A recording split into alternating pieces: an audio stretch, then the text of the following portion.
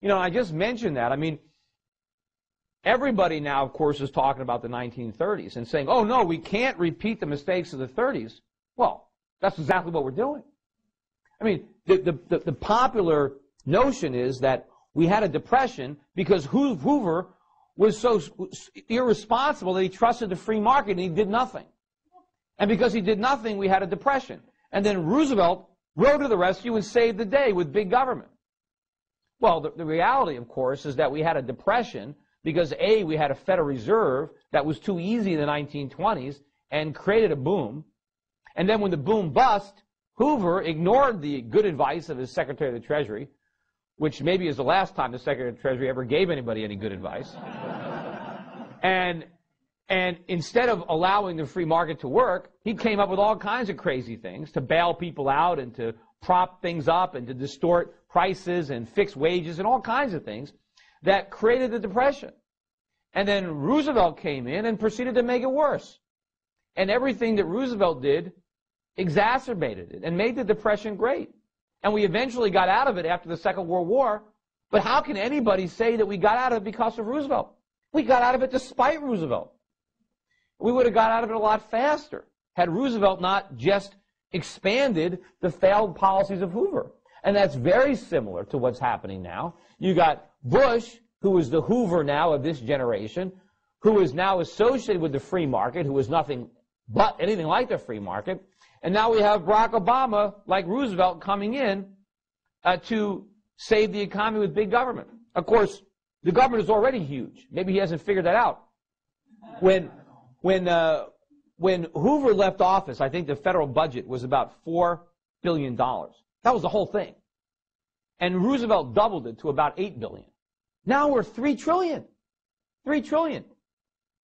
I mean, so the government is huge. And of course, when Roosevelt came in, we had a sound economy beneath the surface. I mean, we had a productive economy. We saved. We made stuff. We exported. We didn't have a huge social welfare state. Nobody got checks from the government. We're in much better shape. If they did that much damage to a sound economy, imagine what they could do with the one we got now. Plus, back then, we had real money. We were on the gold standard. Now look at us. I mean, look at the problems we had in the 1970s, right? Still, we had a fundamentally sound economy then. We had a bubble in the 60s. Same thing, the Nifty fit the same stock market bubble. We printed too much money. We went to Vietnam. I mean, we fought the war in Vietnam. We went to the moon. We had the war on poverty. The government created too much money, and they gave us the 1970s. That was the payback for the 1960s. But when Reagan came in and when Volcker came in, we actually got some sensible policies. We shrank government, and we raised interest rates. We went for sound money and smaller government. You know, when Reagan came in, it was the government is the problem. Now, Barack Obama is the government's the solution. We're not going to, I mean, it's night and day. And, you know, there's a lot of other people that say we can't repeat the mistakes of Japan. Well, again, we're doing exactly what Japan did. Japan had a bubble in the 1980s. Why'd they have a bubble? Same reason we had a bubble. They kept their interest rates too low. Why did they do that? To keep the yen artificially low, because they didn't want the dollar to collapse. Kind of like what we did with Great Britain in the 1920s. Very similar. So the Japanese kept interest rates too low. And they're still too low. But they kept them too low, and they had a bubble. Two bubbles, stocks and real estate. Pretty familiar. Stock market bubble burst first, real estate bubble 2 or 3 years later. And of course, real estate prices are still falling in Japan. What was it? 15, 20 years later? They've fallen 70 or 80%. And that's in a country where you lose face if you don't pay your debts. You know, they didn't, you know, so I mean, if you can, and they have high savings. But the problem in Japan was the government in Japan refused to allow the market to function. Didn't want to take the pain of the deleveraging and the unwinding of the bubble. So they intervened and intervened and intervened and ran up the deficits and postponed this thing and dragged it out. But the main difference between Japan and America is Japan was a wealthy nation that could afford all that big government. I mean, they would have been better off without it, but the Japanese economy, beneath the surface, was so competitive and so fundamentally sound that they survived anyway. They had enough domestic savings to fund the growth of government. The Japanese didn't borrow any money from anybody else. Nobody would lend it to them. The Japanese citizens financed that gigantic government. But they still have a high savings rate. They're still the world's biggest current account nation. They're the world's largest creditor nation, even still bigger than China. So they were a wealthy country. Yet the Japanese government managed to create so much damage to an economy that was fundamentally sound. We're the exact opposite. There's no way that we can get off as easy as Japan because we're a mess.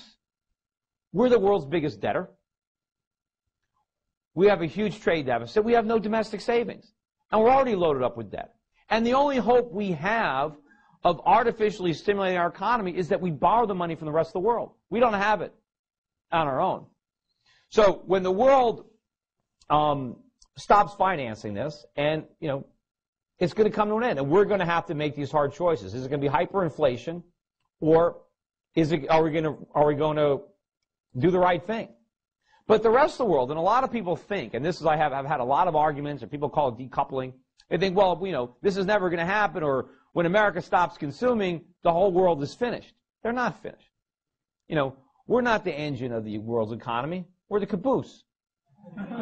And if you decouple the caboose, the cars move faster. We're not doing the world any favors consuming their stuff. It's vendor financing. But people say we're the best customer. We're not. We're the worst customer because we don't pay. A good customer pays you. And in the world of trade, you pay for imports with exports. And if you don't have anything to export, you can't pay. And that's what we have. We issue an IOU. And when the world finally lets the dollar collapse, and they will, our purchasing power isn't going to vanish. It's just going to be redistributed. Other currencies are going to rise. And people in other countries, people that are working in factories right now in China, that are producing products and just, shipping them abroad and just kind of waving goodbye, all of a sudden, they'll be able to afford them.